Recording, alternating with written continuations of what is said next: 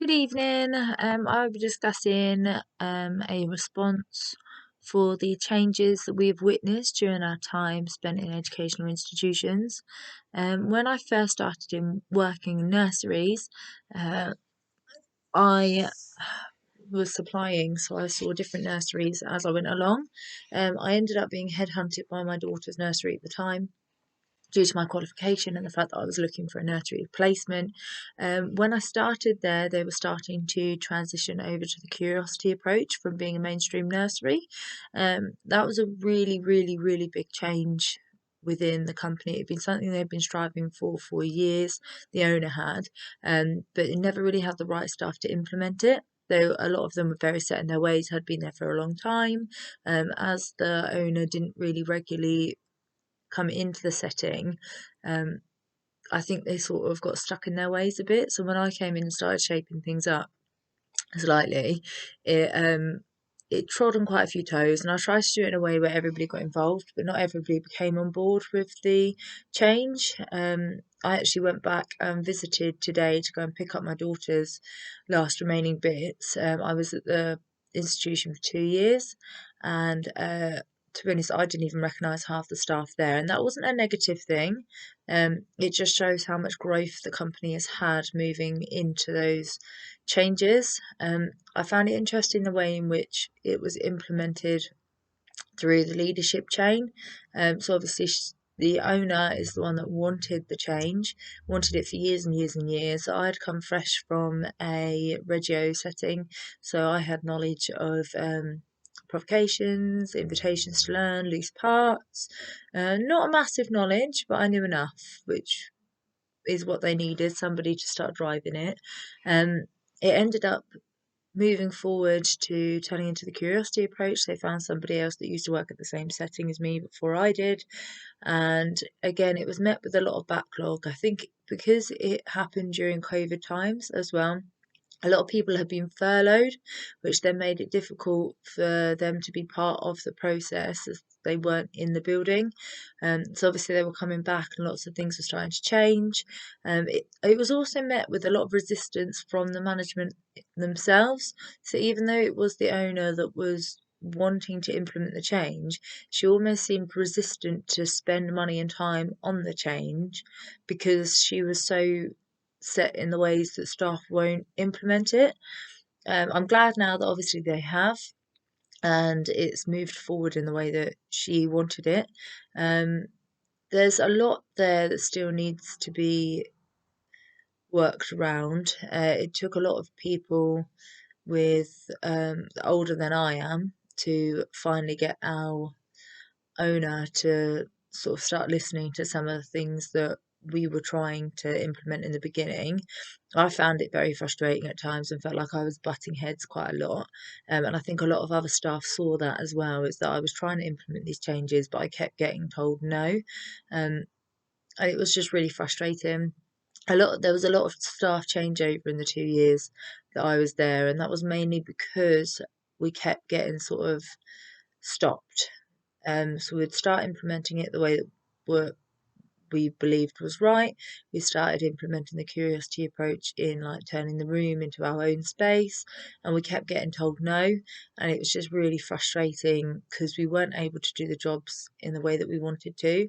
Um, so yeah, I found it really interesting that there was obviously such a high turnover in that time, which is understandable because a lot of those practitioners had been working there for years and years and had just got used to the mainstream style rather than the curiosity approach. A lot of them found it really hard to get on board with the whole idea surrounding the curiosity approach, which is completely natural if you're not exposed to it normally or if that's not your style of education. Um, I found it really significant in creating. So, question two, how would you describe these changes and which do you see is the most significant and important? I think the most significant change ended up being obviously the staff turnaround. You had to find like minded people. So, out of all of the staff members, only two, I want to say two are the original members of the team from when I started. not including the manager. Including the manager, there'll be three. One of the staff members really on board from the beginning. Something she had researched herself. She'd been looking at in her level three. She was really excited about it. She did find it frustrating at times, but I think because she was still doing her level three, she found it worth staying. Um, Also, another staff member down in the toddler and baby area, she again was interested in the change, wanted to see the new way of education and wanted to be more on board, but didn't necessarily have the right knowledge or leader at the time. So she ended up becoming room leader after her leader left, which was a really big, significant change. Also, the room leader of the preschool left, and so did the deputy manager, all within sort of over COVID. And they were really big, significant changes within the company. And I think they were actually really important because they were the people that were resisting the most. So I was put in to start changing the room around, start organising it slightly differently, whilst the preschool room leader wasn't there. And there were certain things that she tasked me with, but they wouldn't have set within the curiosity approach. So me sort of saying, "Oh, I don't know if that's going to work well," she sort of found it as an insult, rather than me trying to work with her. She ended up leaving within sort of 3 months of being back, because of all the changes that were happening. And I actually think that that ended up being quite a big, significant change because all of a sudden the senior leadership team were really on board with the idea and pushing forward. And it did take a big staff change to implement those ideas differently.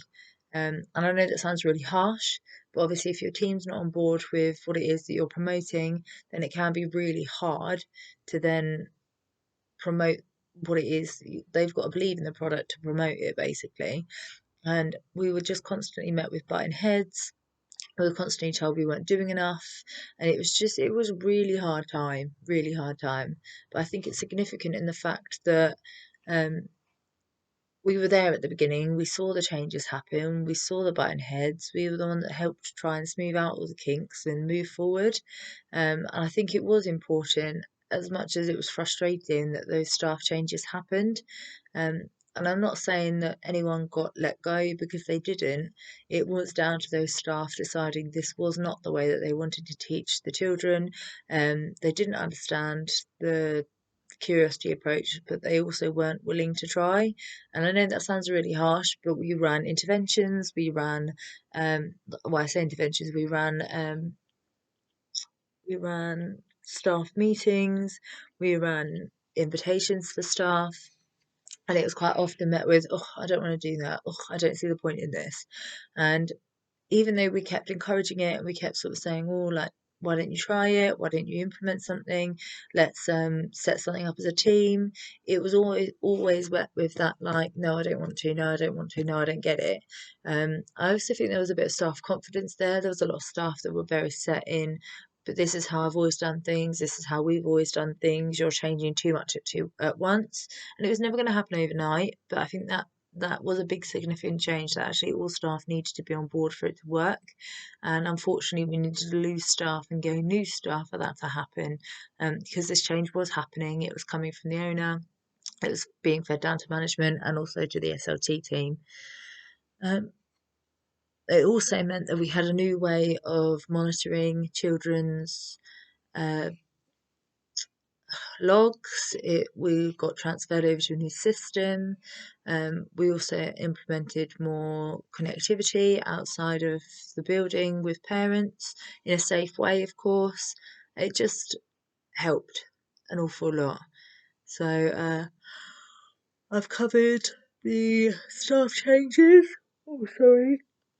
Um, I've covered staff changes and implementation of policies, and I've identified